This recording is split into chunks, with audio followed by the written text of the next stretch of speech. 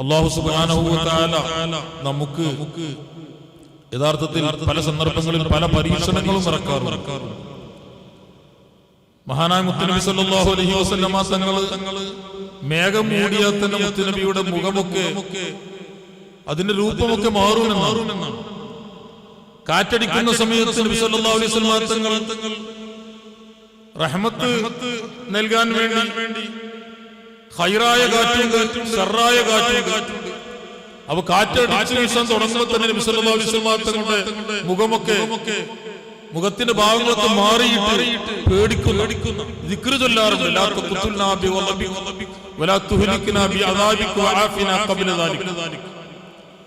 മിന്നറിയുന്ന സമയത്ത്, ഇടിവെട്ടുന്ന സമയത്ത്, വലിയ കാറ്റടിക്കുന്ന സമയത്ത് മുത്തുനബി സല്ലല്ലാഹു അലൈഹി വസല്ലം തങ്ങൾ പറയാറുണ്ട്, ലാ തഖ്തുൽനാ ബിവളബിക, പഠിച്ചവനെ ദേഷ്യം കൊണ്ട് ഞങ്ങളെ നശിപ്പിക്കല്ല, വലാ തുഹ്ലിക്നാ ബിഅദാബിക, അന്റെ ശിക്ഷ കൊണ്ട് ഞങ്ങളെ പിടിച്ച് ശിക്ഷിക്കരുത്, ആഫിനാ ഖബ്ല ദാലിക, ഞങ്ങൾ തെറ്റുകുറ്റങ്ങൾ ചെയ്തിട്ടുണ്ടാവും, അതിനു മുമ്പ് തന്നെ പഠിച്ച ഞങ്ങൾ മാപ്പ് ചെയ്യണം. അതേപോലെ തന്നെ മഹാനായ നബി സല്ലല്ലാഹു അലൈഹി വസല്ലം തങ്ങൾ ഇടിവെട്ടുന്ന സമയത്ത് സാധാരണ പറയാറുണ്ട്, സയ്യിദത്തുൽ ബീവി ആയിഷ റളിയല്ലാഹു അൻഹ റിപ്പോർട്ട് ചെയ്യുന്ന ഹദീസിൽ കാണാം, തുർമുദി റിപ്പോർട്ട് ചെയ്യുന്ന ഹദീസിൽ കാണാം, സുബ്ഹാനല്ലദീ യുസബ്ബിഹു റഅദു ബിഹംദിഹി വൽ മലായികതു മിൻ ഖീഫത്തിഹി. ഇടിവെട്ടുന്ന സമയത്ത് ആത്മാർത്ഥതയോടെ ചൊല്ലിയാൽ ഇടി തട്ടൂലെന്ന ഇബ്നു അബ്ബാസ് റളിയല്ലാഹു അൻഹു ഒരിക്കൽ ഇടിവെട്ടിയ സമയത്ത് ഇത് ചൊല്ലിയിട്ട് അവിടുന്ന് പറയുന്നത്, എനിക്ക് ധൈര്യമുണ്ട്. മഹാനായ നബി സല്ലല്ലാഹു അലൈഹി വസല്ലം പഠിപ്പിച്ച ദിക്റാണ് സുബ്ഹാനല്ലദീ യുസബ്ബിഹു റഅദു ബിഹംദിഹി. സുബ്ഹാനല്ലദീ ഒരുത്തന്റെ പരിശുദ്ധി ഞാൻ വായിക്കുന്നു.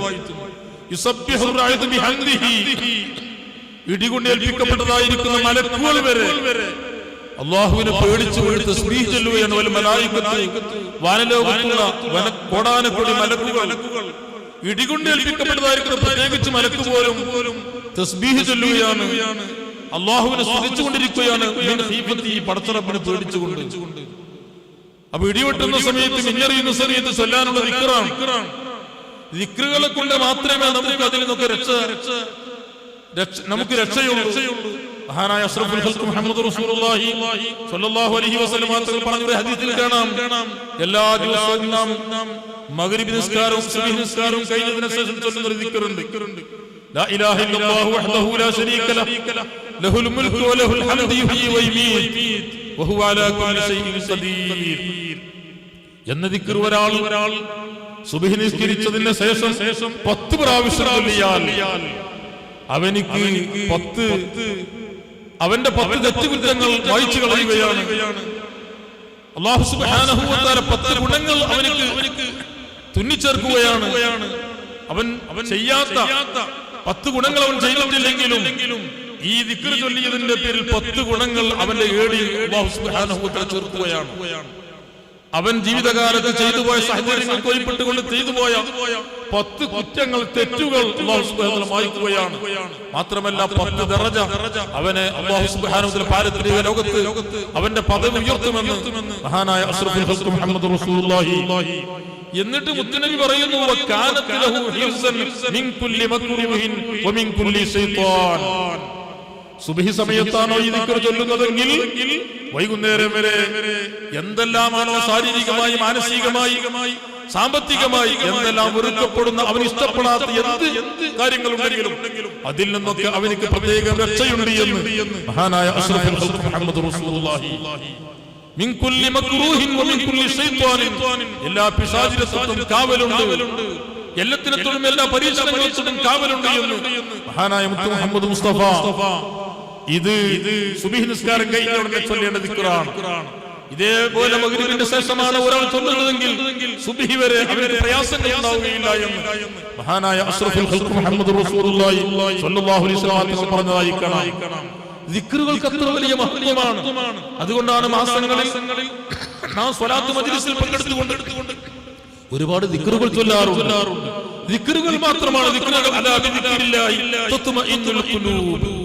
അല്ലാഹുവിന്റെ ദിക്റുകൾ കൊണ്ട് മാത്രമാണ് മനസ്സിന് സമാധാനം ഉണ്ടാവുക, വ്യക്തികൾക്ക് സമാധാനം ഉണ്ടാവുക. ഖുർആനാണ് പറയുന്നത്, എല്ലാത്തിനും രക്ഷയാണ്.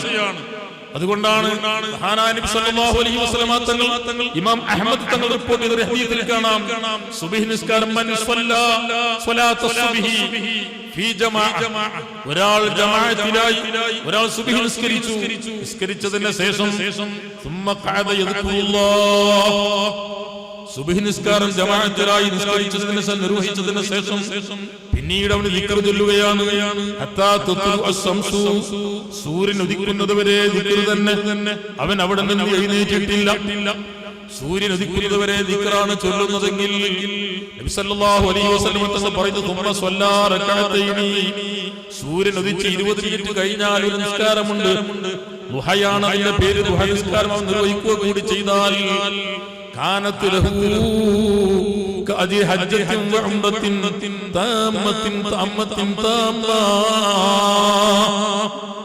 ഹജ്ജ് ചെയ്യാൻ എത്ര സമ്പത്തിന് ചെലവുണ്ട് സാമ്പത്തിക ശേഷിയുള്ള ആളുകൾക്കും ഹജ്ജ് ചെയ്യൽ നിർബന്ധമാണ് സാമ്പത്തിക ശേഷിയുണ്ട് അതേ ശാരീരികമായ അവർക്ക് കഴിവുണ്ട് അത്തരത്തിലുള്ള വ്യക്തികൾ ഹജ്ജ് ചെയ്യാതിരുന്നാൽ അഷ്റഫുൽ ഖൽഖ് മുഹമ്മദ് റസൂലുള്ളാഹി സ്വല്ലല്ലാഹു അലൈഹി വസല്ലമ തങ്ങൾ പറയുന്നു അവൻ മരിക്കുന്ന സമയത്ത് ജൂതനായിട്ടോ ക്രിസ്ത്യാനിയായിട്ടോ മരിക്കുന്ന യാതൊരു തടസ്സവുമില്ല ഒരാൾ ഹജ്ജ് ചെയ്യാനുള്ള സാമ്പത്തിക ശേഷിയുണ്ട് ഇന്നത്തെ ഈ കാലത്ത് ഒരു 5 ലക്ഷമോ 6 ലക്ഷമോ ഹജ്ജ് ചെയ്യാനുള്ള സമ്പത്ത് വേണമെങ്കിൽ അവനക്ക് 15ഓ 20ഓ സ്ഥലം അവന്റെ പേരിലുണ്ടെങ്കിൽ അല്ലെങ്കിൽ സ്ത്രീകൾക്കാണെങ്കിൽ കുറച്ച് ഒരു 5 പവനുണ്ടായാൽ മാത്രം മതി അവനിക്കും അവൻ ചെലവെടുത്ത നിർബന്ധമായവർക്കുമുള്ള അവൻ ഹജ്ജിന് പോയി തിരിച്ചു വരുന്നതുവരെ അവർക്കുള്ള ഭക്ഷണം അവർക്കുള്ള വസ്ത്രം അവർക്കുള്ള പാർപ്പിടം കൊടുക്കാനുള്ള സമ്പത്ത് കഴിച്ചിട്ട് പിന്നീട് ഹജ്ജ് ചെയ്യാനുള്ള സമ്പത്ത് അവന്റെ പേരിലുണ്ടെങ്കിൽ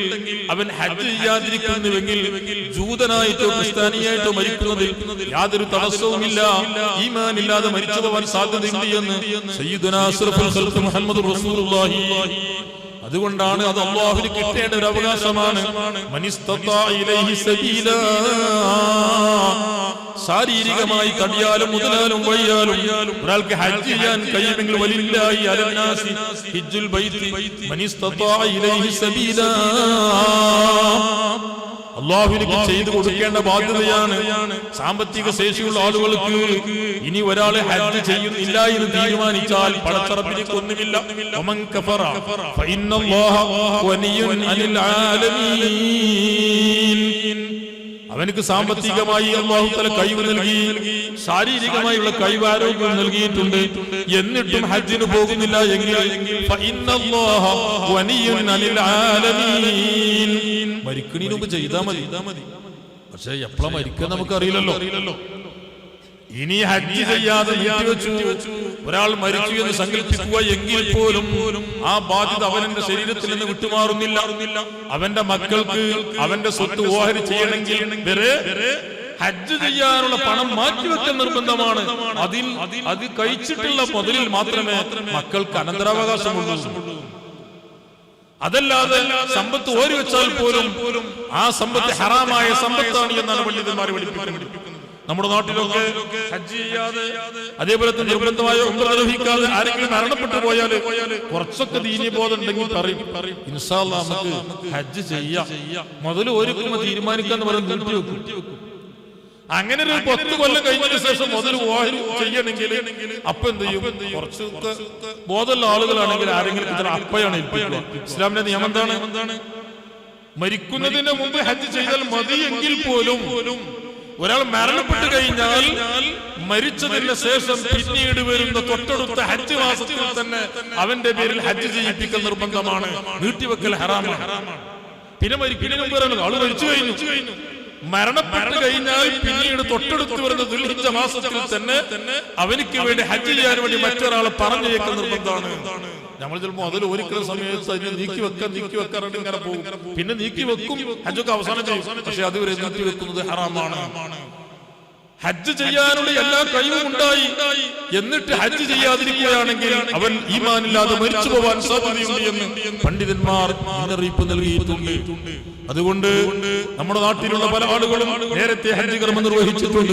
അല്ലാഹു സുബ്ഹാനഹു വ തആല എല്ലാം കബൂലാക്കുമാറാവട്ടെ. ഈ വർഷവും ലോക മുസ്ലിമീങ്ങളെ പ്രതിനിധികളായി ലോകത്തിന്റെ പലയിടങ്ങളിലും നമ്മുടെ നാടുകളിൽ നിന്നും പലരും ഹജ്ജ് കർമ്മം നിർവഹിക്കാൻ വേണ്ടി മക്കയിലും മദീനയിലും പരിസരത്തും എത്തിയിട്ടുണ്ട്. ഈ വർഷം ഉദ്ദേശിച്ച എല്ലാ ആളുകൾക്കും മഖ്ബൂലും മബ്റൂറുമായ ഹജ്ജ് ചെയ്യാൻ അല്ലാഹു തആല തൗഫീഖ് നൽകുമാറാവട്ടെ. അല്ലാഹു സുബ്ഹാനഹു വ തആല പല പരീക്ഷണങ്ങളും നമുക്ക് നൽകും.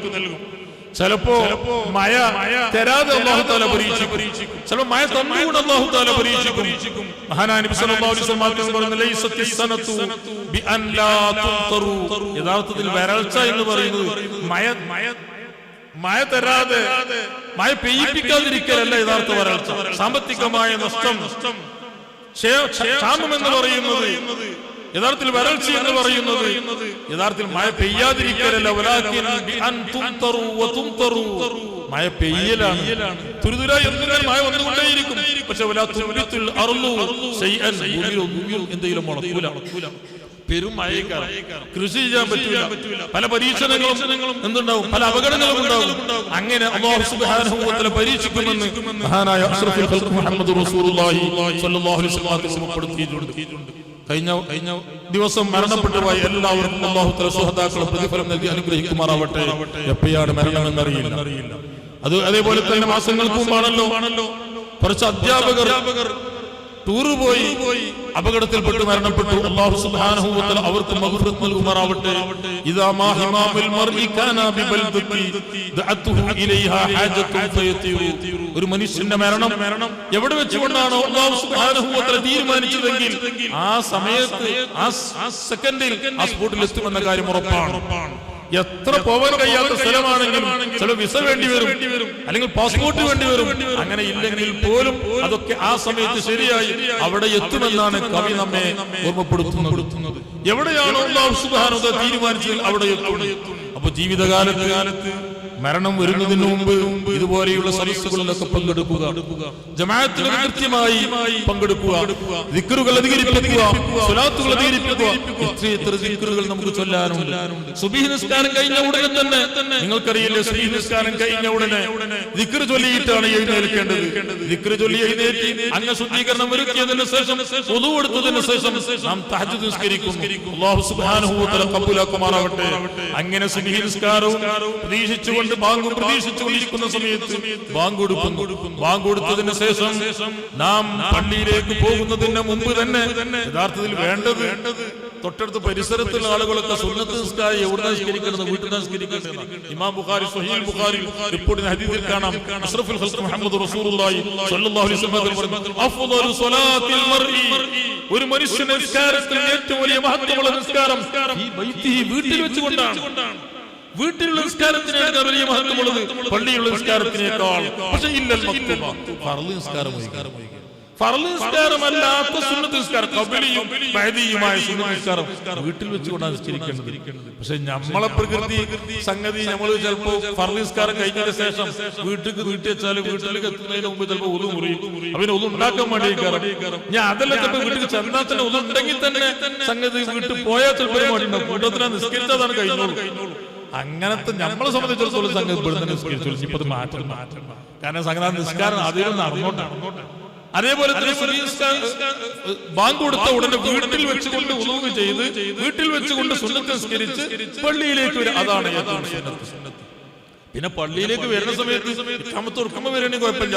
പള്ളിയിലേക്ക് വരുന്ന സമയത്ത് നേരത്തെ ഉദാഹരണം നിസ്കാരത്തിന് വേണ്ടി ബാങ്ക് കൊടുത്തു, ഉടനെ അങ്ങ് ശുചീകരണം വരുത്തി വുളൂഹ് ചെയ്ത് 2 റക്അത്ത് സുന്നത്ത് 4 റക്അത്ത് സുന്നത്ത് നിസ്കാരം കഴിച്ച് ഉടനെ പള്ളിയിലെത്തും.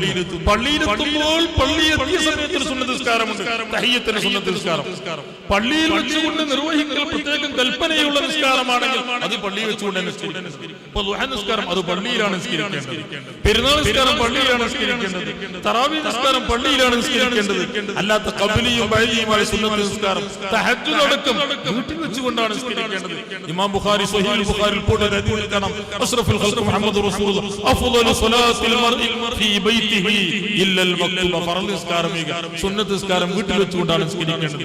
മഹാനായ നബി സല്ലല്ലാഹു അലൈഹി വസല്ലം തങ്ങൾ പറയുന്നു, ഉഅ്തീതു ഖംസൻ, എനിക്ക് അംഗീകാരം നൽകപ്പെട്ടു, ലം യുഅ്തഹുന്ന അഹദുൻ മിനൽ അംബിയാഇ മിൻ ഖബ്ലി, എന്റെ മുമ്പുള്ള അംബിയാക്കളിൽ ഒരാൾക്കും നൽകപ്പെടാത്ത 5 കാര്യങ്ങൾ എനിക്ക് മാത്രം അല്ലാഹു സുബ്ഹാനഹു വ തആല നൽകി. അതിൽപ്പെട്ട ഒന്നാണ് ജുഇലത്തിൽ അർളു കുല്ലുഹാ മസ്ജിദൻ, ഭൂമിയിലുള്ള എല്ലാ സ്ഥലത്തും സുജൂദ് ചെയ്യാൻ പറ്റും. നിസ്കരിക്കാൻ വേണ്ടി എവിടെ വെച്ചുകൊണ്ട് നിസ്കരിക്കാം. തവാഫ് പോലെയല്ല, അല്ലെങ്കിൽ മറ്റുള്ള അമ്പിയാക്കൾക്കുള്ള നിസ്കാരം പോലെയല്ല. അവർക്കുള്ള നിസ്കാരങ്ങൾ നിശ്ചിത സ്ഥലത്ത് വെച്ചുകൊണ്ട് നിസ്കരിക്കണമെന്ന് നിബന്ധനയുണ്ടായിരുന്നു. എന്നാൽ അഷ്റഫുൽ ഖൽഖ് മുഹമ്മദ് റസൂലുള്ളാഹി സ്വല്ലല്ലാഹു അലൈഹി വസല്ലം തങ്ങളെ സംബന്ധിച്ചിടത്തോളം ഇന്ന സ്ഥലത്ത് നിസ്കരിക്കണമെന്നില്ല. മഹത്വത്തിൽ വ്യത്യാസം ഉണ്ടാകും. പള്ളിയിൽ വെച്ച് നിസ്കരിക്കുന്ന നിസ്കാരം പള്ളിയിൽ വെച്ചുകൊണ്ട് തന്നെയാണ് നിസ്കരിക്കേണ്ടത്. ഫർള് നിസ്കാരം പള്ളിയിൽ വെച്ചുകൊണ്ട് തന്നെയാണ് നിസ്കരിക്കേണ്ടത്. ചില നിസ്കാരങ്ങൾ വീട്ടിൽ വെച്ചുകൊണ്ടാണ് നിസ്കരിക്കേണ്ടത്. ഇങ്ങനെ മഹത്വത്തിൽ വ്യത്യാസമുണ്ടെങ്കിൽ പോലും എവിടെയും ശക്തിയുള്ള ഏത് സ്ഥലത്തും നിസ്കരിക്കാം. അത് എന്റെ പ്രത്യേകതയാണ് എന്ന് അഷ്റഫുൽ ഖൽഖ് മുഹമ്മദ് റസൂലുള്ളാഹി ഞാൻ പറഞ്ഞു വരുന്നത്. സഹോദരിമാർക്ക് വീട്ടിൽ വെച്ചുകൊണ്ട് തന്നെയാണ് നിസ്കരിക്കേണ്ടത്. മഹാനായ അഷ്റഫുൽ ഖൽഖ് മുഹമ്മദ് റസൂലുള്ളാഹി സ്വല്ലല്ലാഹു അലൈഹി വസല്ലം ഇമാമായി നിൽക്കുന്ന മദീനത്തെ പള്ളിയിലേക്ക് മഹാനായ അബൂബക്കർ സിദ്ദീഖ് തങ്ങളുണ്ട്, ഉമർ ഇബ്നുൽ ഖത്താബ് റളിയല്ലാഹു അൻഹു ഉണ്ട്.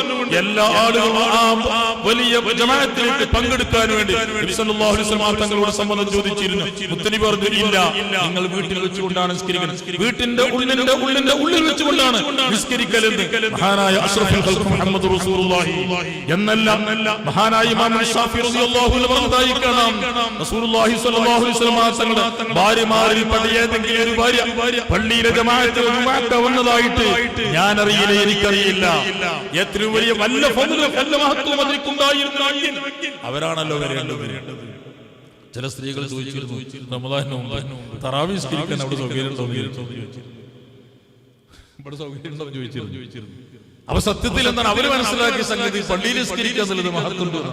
മഹാനായ ഇമാം ശാഫിഈ റളിയല്ലാഹു അൻഹു പറയുന്നു, വല്ല ഫളലും, ചെറിയൊരു മഹത്വം പള്ളിയിൽ വെച്ചുകൊണ്ട് സ്ത്രീകൾക്ക് നിസ്കരിക്കുന്നതിന് ഉണ്ടായിരുന്നെങ്കിൽ മുത്തുനബിയല്ലേ ഭാര്യമാരോട് പറയുക.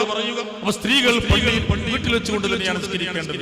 അവർക്ക് പള്ളിയിൽ വെച്ചുകൊണ്ട് നിസ്കരിക്കുന്നതിനേക്കാൾ മഹത്വം വീട്ടിൽ വെച്ചുകൊണ്ട് നിസ്കരിക്കലാണ്. പക്ഷേ മഹാനായ നബി സല്ലല്ലാഹു അലൈഹി വസല്ലം തങ്ങൾ മസ്ജിദുൽ ഹറാമിൽ തവാഫിന് വരുന്ന സ്ത്രീകളെ കുറിച്ച് നബി സല്ലല്ലാഹു അലൈഹി വസല്ലം തങ്ങൾ പറഞ്ഞതായി കാണാം, നിങ്ങൾ തടയരുത് അല്ലാഹുവിന്റെ അടിമകളെ നിങ്ങൾ തടഞ്ഞു പോകരുത്. ഈ ഹദീസ് വിശദീകരിച്ചുകൊണ്ട് പണ്ഡിതന്മാർ പറയുന്നു, അത് എന്തിനെ കുറിച്ചാണ്? തവാഫിൽ മസ്ജിദുൽ ഹറാമിനെ തടയരുത് എന്നാണ്. മസ്ജിദുൽ ഹറാമിനെ തടഞ്ഞാൽ അവർക്ക് തവാഫ് ചെയ്യാൻ പറ്റില്ല. അപ്പോൾ തവാഫിന് വരുന്ന ആളുകൾക്ക് ആ സമയത്ത് തവാഫിന്റെ സമയത്ത് അല്ലെങ്കിൽ അവിടെ നിൽക്കുന്ന സമയത്ത് ജമാഅത്ത് സങ്കല്പിക്കുക. അപ്പിനെ പോകുന്നത് ചിലപ്പോൾ പ്രയാസമായിരിക്കും. നിസ്കരിക്കാം, പള്ളിയിൽ വെച്ച് നിസ്കാരം ശരിയാവില്ല എന്നല്ല ഞാൻ പറഞ്ഞത്. ഞാൻ പറഞ്ഞു വരുന്നത് പള്ളിയിൽ വെച്ച് നിസ്കരിക്കേണ്ട നിസ്കാരം പുരുഷന്മാർ പള്ളിയിൽ വെച്ചുകൊണ്ട് തന്നെയാണ് നിസ്കരിക്കേണ്ടത്. വലിയ മഹത്വമുണ്ട്. സ്വന്തമായി നിസ്കരിക്കുന്നതിനേക്കാൾ 27 ഇരട്ടി പ്രതിഫലം ജമാഅത്തിനുണ്ട് എന്ന് മഹാനായ അഷ്റഫുൽ ഖൽഖ് മുഹമ്മദ് റസൂലുള്ളാഹി സുബ്ഹി നിസ്കാരത്തിന് ജമാഅത്തിന് സുബ്ഹി നിസ്കാരത്തിന് ബാങ്ക് കൊടുത്തു എന്ന് സങ്കല്പിക്കുക. ബാങ്ക് കൊടുത്ത ഉടനെ വീട്ടിൽ വെച്ചുകൊണ്ടാണെങ്കിൽ അല്ലെങ്കിൽ പള്ളിയിൽ വെച്ചുകൊണ്ടാണെങ്കിൽ മഹാനായ സഈദ് ഇബ്നു ജുബൈർ റളിയല്ലാഹു അൻഹു പോലെയുള്ള മഹാന്മാരെ കുറിച്ച് മഹാന്മാര് രേഖപ്പെടുത്തിയതായി കാണാം. പള്ളിയിൽ വെച്ച് 40 വർഷമായിട്ട് അവര് ബാങ്ക് കേട്ടത് പള്ളിയിൽ വെച്ചുകൊണ്ടാണ്. നേരത്തെ പള്ളിയിൽ വെച്ചുകൊണ്ട് പള്ളിയിലെ ജമാഅത്തിന് വേണ്ടി നേരത്തെ വന്നു. അങ്ങനെ 40 വർഷത്തോളം എല്ലാ ജമാഅത്തിനും ബാങ്ക് കേട്ടത് ബാങ്ക് കൊടുക്കുന്ന സമയത്ത് മഹാനവർ പള്ളിയിലുണ്ടായിരുന്നു. അപ്പൊ നേരത്തെ വന്ന് കാരണം ബാങ്ക് കൊടുത്ത ഉടനെ പള്ളിയിലേക്ക് വന്നാൽ ചിലപ്പോൾ ജമാഅത്ത് നഷ്ടപ്പെടും, അല്ലെങ്കിൽ തക്ബീർ തിലാവിന്റെ മഹത്വം നഷ്ടപ്പെടും എന്നുണ്ടെങ്കിൽ നേരത്തെ വരിൽ തന്നെയാണ് മഹത്വം. ഞാൻ പറഞ്ഞു വരുന്നത് സുബ്ഹി നിസ്കാരത്തിന് ബാങ്ക് കൊടുത്താൽ അപ്പോൾ 2 റക്അത്ത് സുന്നത്ത് നിസ്കാരമുണ്ട്. ആ 2 റക്അത്ത് സുന്നത്ത് നിസ്കാരം കഴിഞ്ഞതിന് ശേഷം ഒന്ന് വലഭാഗത്തിന്റെ മേൽ കിടക്കൽ, ഒന്ന് ചെരിഞ്ഞു കിടക്കൽ സുന്നത്തും. അതൊക്കെ നേരത്തെ സുബ്ഹി സമയത്ത് നാം ചെയ്യേണ്ട നല്ലൊരു കർമ്മമാണ്. വലഭാഗത്തിന്റെ മേൽ കിടന്നതിന് ശേഷം അത് സ്ത്രീകൾക്കാണെങ്കിലും സുന്നത്താണ്, പുരുഷന്മാർക്കാണെങ്കിലും സുന്നത്താണ്. ആ സമയത്ത് ചൊല്ലാനുള്ള ദിക്റുണ്ട്. അല്ലാഹുമ്മ റബ്ബ ജിബ്രീൽ വമീകായിൽ വഇസ്റാഫീൽ വഅസ്റായീൽ വഹമലത്തുൽ അർശ് മുഹമ്മദിൻ സ്വല്ലല്ലാഹു അലൈഹി വസല്ലം. 4 മലക്കുകളുടെ പേര്. അല്ലാഹുമ്മ റബ്ബ ജിബ്രീൽ വമീകായിൽ വഇസ്റാഫീൽ വഅസ്റായീൽ വഹമലത്തുൽ അർശ് ഒരു റിപ്പോർട്ടിൽ മാത്രമാണുള്ളത്. ഇനി അത് ഒഴിവാക്കിയാലും പ്രശ്നമില്ല. മുത്തുനബിയുടെ പേര് മുഹമ്മദിൻ സ്വല്ലല്ലാഹു അലൈഹി വസല്ലം. അജിർനി മിനന്നാർ എന്ന ദിക്ർ ചൊല്ലിയതിന് ശേഷം പിന്നീട് പടച്ച റബ്ബിനോട് അല്ലാഹുമ്മ അജിർനി മിനന്നാർ 7 പ്രാവശ്യം ചൊല്ലൽ പ്രത്യേകം പുണ്യമുണ്ട്. പിന്നീട് സ്വർഗ്ഗത്തിൽ അല്ലാഹുമ്മ അദ്ഖിൽനിൽ ജന്ന എന്ന സ്വർഗ്ഗത്തിൽ പ്രവേശിപ്പിക്കണമെന്ന് പടച്ച റബ്ബിനോട് 7 പ്രാവശ്യം പറയുക. ഇങ്ങനെ രണ്ടും കൂടി 14 പ്രാവശ്യം. നേരത്തെ പറഞ്ഞതായ അല്ലാഹുമ്മ റബ്ബ ജിബ്രീൽ വമീകായിൽ വഇസ്റാഫീൽ എന്ന ദിക്ർ 1 പ്രാവശ്യം. ഇത് പറഞ്ഞതിന് ശേഷം പിന്നീട് വലഭാഗത്തിന്റെ മേൽ ഖബറിൽ കിടക്കുന്നത് പോലെ കിടന്നിട്ട് അൽ മൗത്ത് മരണത്തിനെ കുറിച്ച് ചിന്തിക്കണം, മരണത്തിനെ കുറിച്ച് പറയണം. എപ്പോഴാണ് മരിക്കുക എന്നറിയില്ല. അങ്ങനെ കിടക്കൽ പ്രത്യേകം സുന്നത്തുണ്ട്. ഇത് സുബ്ഹി സമയത്ത് ചെയ്യേണ്ടതാണ്. ഇത് സുബ്ഹി സമയത്ത് കിടക്കൽ പ്രത്യേകം പുണ്യമുണ്ട് എന്നല്ല. എത്രത്തോളം ഒരാൾ പള്ളിയിലേക്ക് വന്നു, ജമാഅത്ത് നടക്കുകയാണ്, സുന്നത്ത് നിസ്കരിച്ചിട്ടില്ല എങ്കിൽ സുന്നത്ത് നിസ്കാരം പിന്നീടാണ് നിർവഹിക്കുന്നതെങ്കിൽ പോലും അങ്ങനെ കിടക്കൽ പ്രത്യേകം സുന്നത്തുണ്ട് എന്ന് പണ്ഡിതന്മാർ രേഖപ്പെടുത്തിയതായി കാണാം. ഞാൻ പറഞ്ഞു വരുന്നത് മഹാനായ റബ്ബ് സുബ്ഹാനഹു വ തആല ദിക്റിനെ കുറിച്ച് പറഞ്ഞിടത്ത് യാ അയ്യുഹല്ലദീന ആമനൂ ഉദ്കുറുല്ലാഹ ദിക്റൻ കസീറാ വസബ്ബിഹൂഹു ബുക്റതൻ വഅസീലാ. കൂടുതൽ ദിക്ർ ചൊല്ലണം. പല സമയത്തും പല ദിക്റുകളും നമുക്കുണ്ട്. ദിക്റുകൾ ചൊല്ലിയാൽ പല പരീക്ഷണങ്ങളിൽ നിന്നും നമുക്ക് രക്ഷയുണ്ട് എന്ന് മഹാന്മാര് പഠിപ്പിച്ചിട്ടുണ്ട്. അതുകൊണ്ടാണ് ഒരു മനുഷ്യന് ജീവിതത്തിൽ ആവശ്യമുള്ള എല്ലാ ദിക്റുകളും ഒരുമിച്ച് കൂട്ടിയ ഒരു മഹത്തായ സദസ്സാണ് ഹദ്ദാദിന്റെ സദസ്സ് എന്ന് പറയുന്നത്. അഊദു ബികലിമാത്തില്ലാഹി താമ്മാത്തി മിൻ ശർരി മാ ഖലഖ്. ഇതുപോലെയുള്ള ദിക്ർ യാദൽ ജലാലി വൽ ഇക്റാം അമിത്നാ അലാ ദീനിൽ ഇസ്ലാം. അല്ലാഹു സുബ്ഹാനഹു വ തആല പല അനുഗ്രഹങ്ങളും നമുക്ക് നൽകിയിട്ടുണ്ട്. പടച്ച റബ്ബിന്റെ അനുഗ്രഹം കൊണ്ടാണല്ലോ ഞാൻ ഇവിടെ എഴുന്നേറ്റ് നിൽക്കുന്നത്. ഈ സദസ്സിലേക്ക് നാം വന്നത് പടച്ച റബ്ബിന്റെ തൗഫീഖ് കൊണ്ടാണ്. പല അനുഗ്രഹങ്ങളും അനുഭവിച്ചു കൊണ്ടിരിക്കുന്നവരാണ് നാം. ഓരോ സെക്കൻഡുകളിൽ മൈക്രോ സെക്കൻഡുകളിലും പടച്ച റബ്ബിന്റെ അനുഗ്രഹങ്ങൾ അനുഭവിച്ചു കൊണ്ടിരിക്കുന്ന നാം. ആ പടച്ച റബ്ബ് നമ്മോട് പറയുന്നു യാ അയ്യുഹല്ലദീന ആമനൂ ഉദ്കുറുല്ലാഹ ദിക്റൻ കസീറാ. കൂടുതൽ നിങ്ങൾ ദിക്ർ ചൊല്ലണം. എന്നാൽ അതിൽപ്പെട്ട ഒരു മഹത്തായ ദിക്റാണ് യാദൽ ജലാലി വൽ ഇക്റാം അമിത്നാ അലാ ദീനിൽ ഇസ്ലാം. എവിടെ വെച്ചുകൊണ്ട് മരിച്ചാലും പടച്ച റബ്ബിനോട് പറയുന്നത് അമിത്നാ അലാ ദീനിൽ ഇസ്ലാം, ഇസ്ലാം ദീനോടുകൂടെ ഈമാനോടുകൂടെ പടച്ച റബ്ബേ എന്നെ മരിപ്പിക്കണമെന്നാണ്. അബ്ദുല്ലാഹിൽ ഹദ്ദാദ് റളിയല്ലാഹു അൻഹു ഹദ്ദാദിലുള്ള എല്ലാ ദിക്റുകളും 3 പ്രാവശ്യമാണ്. ഒരു ദിക്ർ 4 പ്രാവശ്യമുണ്ട്. എന്നാൽ ഈ ദിക്ർ 7 പ്രാവശ്യമാണ്. യാദൽ ജലാലി വൽ ഇക്റാം അമിത്നാ അലാ ദീനിൽ ഇസ്ലാം. പടച്ച റബ്ബ് എത്ര നിഅമത്തുകൾ നമുക്ക് ചെയ്തു തന്നാലും ഏറ്റവും വലിയ നിഅമത്ത് മരിക്കുന്ന സമയത്ത് ഈമാനോടുകൂടി മരിക്കണം. റബ്ബേ ഞങ്ങൾക്ക് അതിന് തൗഫീഖ് നൽകണം അല്ലാഹ്. പലരും അസുഖങ്ങളുള്ളവരുണ്ട്. അല്ലാഹുവേ നീ അജിരായി ശിഫാ നൽകണം അല്ലാഹ്. പലരും ദുആ ചെയ്യാൻ ഓർമ്മപ്പെടുത്തിയിട്ടുണ്ട്. പലരും സദസ്സിലേക്ക് സംഭാവന നൽകിയിട്ടുണ്ട്. ഭക്ഷണത്തിലേക്ക് സംഭാവന നൽകിയിട്ടുണ്ട്. അഷ്റഫി ഉസ്താദിന്റെ ഭാര്യ നമ്മുടെ കുട്ടികളുടെ ഭക്ഷണത്തിലേക്ക് സംഭാവന അല്ലാഹു സുബ്ഹാനഹു വ തആല കബൂലാക്കുമാറാവട്ടെ. അതേപോലെ തന്നെ പല ആളുകളും അബൂബക്കറിന്റെ അവിടുന്ന് ഭാര്യ സംഭാവന തന്നിട്ടുണ്ട്. ഇതേപോലെ തന്നെ പല ആളുകളും പല സമയത്തായി സംഭാവന നൽകാറുണ്ട്. അല്ലാഹു സുബ്ഹാനഹു വ തആല എല്ലാം കബൂലാക്കുമാറാവട്ടെ. യാദൽ ജലാലി വൽ ഇക്റാം അമിത്നാ അലാ ദീനിൽ ഇസ്ലാം. പടച്ചോനെ ഈമാനോട് കൂടി മരിപ്പിക്കണേ.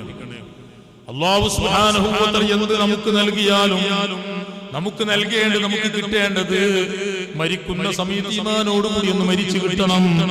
അതിനുവേണ്ടി പടച്ച റബ്ബിനോട് നാം ദുആ ചെയ്യുകയാണ്. യാദൽ ജലാലി വൽ ഇക്റാം അമിത്നാ അലാ ദീനിൽ ഇസ്ലാം. ഗാംഭീര്യത്തിന്റെ ഉടമയായ റബ്ബേ, ബഹുമതിയുടെ മഹത്വത്തിന്റെ ഉടമയായ റബ്ബേ, എനിക്ക് കാര്യമായി പറയാനുള്ളത് അമിത്നാ അലാ ദീനിൽ ഇസ്ലാം. ഈമാനോടുകൂടി എന്നെ നീ മരിപ്പിക്കണേ. ഇതല്ലേ പലരും പേടിച്ചു പോയത്.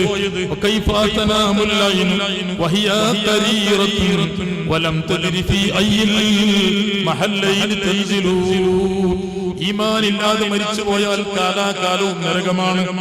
1 വർഷമല്ല, 2 വർഷമല്ല, 100 വർഷമല്ല, 1,00,000 വർഷമല്ല, കോടി വർഷമല്ല, കോടാനക്കോടി വർഷം നരകമാണ്. അറ്റമില്ലാത്ത കാലം പടച്ചറബ്ബേ നീ കാവൽ നൽകണം അല്ലാഹ്. മരിക്കുന്ന സമയത്ത് ഈമാനോടുകൂടി മരിക്കണം. അതിനെന്താണ് വേണ്ടത്? മാതാപിതാക്കളോട് നാം അദബ് കാണിക്കണം. മാതാപിതാക്കൾക്ക് നാം ഖിദ്മ ചെയ്യണം. മാതാപിതാക്കളെ നാം ബഹുമാനിക്കണം. മരണപ്പെട്ടു പോയ മാതാപിതാക്കൾ ഉണ്ടെങ്കിൽ അവർക്ക് ദുആ ചെയ്യണം. ജീവിച്ചിരിക്കുന്ന മാതാപിതാക്കൾക്ക് ഉണ്ടെങ്കിൽ അവർക്ക് വേണ്ടിയുള്ള ഖിദ്മകളൊക്കെയും ചെയ്യണം. ഉസ്താദുമാർക്ക് ഖിദ്മ ചെയ്യണം. ഉസ്താദുമാരെ ബഹുമാനിക്കണം. സാദാത്തുക്കളെ നാം ആദരിക്കണം. സാദാത്തുക്കളെ നാം ബഹുമാനിക്കണം. ദിക്റിന്റെ മജ്ലിസുകൾക്കായി വല്ല പരമാവധി പങ്കെടുക്കണം. അല്ലാതെ മേലെയായിട്ട് സ്വലാത്തിന്റെ മജ്ലിസ് എവിടെയുണ്ടോ അവിടെയൊക്കെയും പങ്കെടുക്കണം. ആഴ്ചയിൽ നടക്കുന്ന സദസ്സുകൾ ഉണ്ടാകും, 2 ആഴ്ചയിൽ നടക്കുന്ന സദസ്സുകൾ ഉണ്ടാകും, അതേ മാസത്തിൽ നടക്കുന്ന സദസ്സുകൾ ഉണ്ടാകും.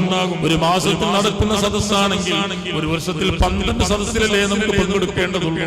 ഈ 12 സദസ്സിൽ കൃത്യമായി പങ്കെടുത്താൽ അതിനോടുള്ള ബഹുമാനം അവൻ പുലർത്തിയവനായി അത് മുഖേന അവർക്ക് രക്ഷപ്പെടാൻ കഴിയുമെന്ന് പണ്ഡിതന്മാർ വ്യക്തമാക്കിയിട്ടുണ്ട്. ഒരു ചെറിയ സംഭവം ഞാൻ പറഞ്ഞുകൊണ്ട് എന്റെ സംസാരം നിർത്തുകയാണ്. മഹാനായ ഒരു മഹാനെ കുറിച്ച് പറയുന്നുണ്ട്. ഇമാം ഖസ്തലാനി റഹിമഹുല്ലാഹ് തന്റെ മസാലിക്കുൽ ഖുലഫാ ഇലാ മസാലി സ്വലാത്തി അല നബിയിൽ മുസ്തഫ എന്ന ഗ്രന്ഥത്തിൽ പറയുന്നുണ്ട്. യൂസുഫ് നബ്ഹാനിയും രേഖപ്പെടുത്തി വെച്ചിട്ടുണ്ട്. ഉമർ ഇബ്നു ഹസൻ സമർഖന്ദി റളിയല്ലാഹു അൻഹു ഒരു മഹാനെ കുറിച്ച് പറയുന്നു. ആ മഹാൻ ഹജ്ജിന് ചെന്നതാണ്. ഹജ്ജിന് ചെന്ന സമയത്ത് അദ്ദേഹം സ്വലാത്ത് ചൊല്ലുകയാണ്. തവാഫ് ചെയ്യുന്ന സമയത്തും സ്വലാത്താണ്. മറ്റൊരു ജോലിയും അദ്ദേഹത്തിന് ഇല്ല. അപ്പോഴാണ് ഈ മഹാൻ അദ്ദേഹത്തിന് കണ്ടു ചോദിക്കുകയാണ്, ഇന്ന ലികുല്ലി മഖാമിൻ മഖാലാ ലാ തസ്തഗിലു ബിസ്സലാത്തി വലാ ബിദ്ദിക്രി. നീ എന്താണ് നിസ്കരിക്കാത്തത്? നീ എന്താണ് മറ്റുള്ള കർമ്മങ്ങൾ ചെയ്യാത്തത്?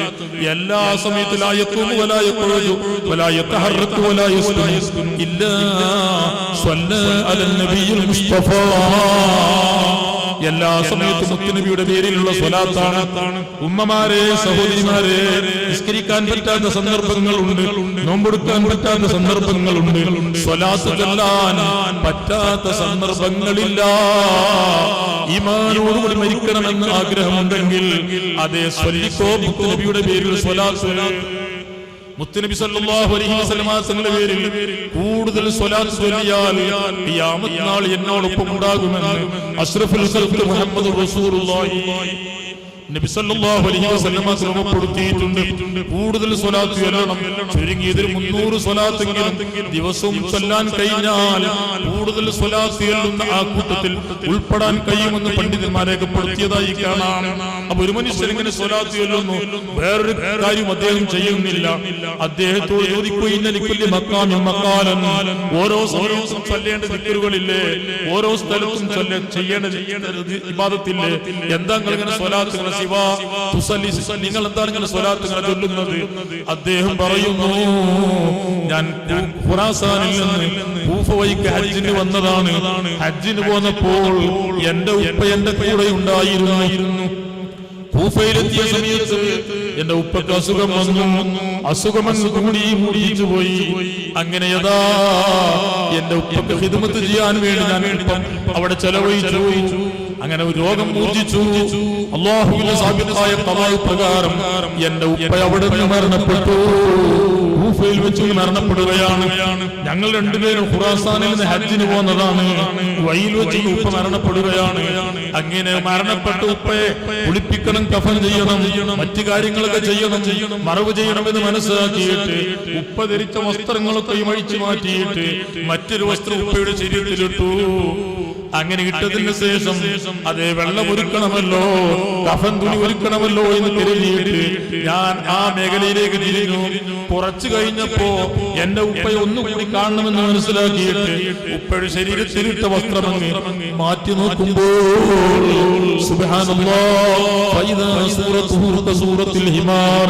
എന്റെ ഉപ്പയുടെ രൂപം കൈതയുടെ രൂപമായി മാറിയിട്ടുണ്ട്.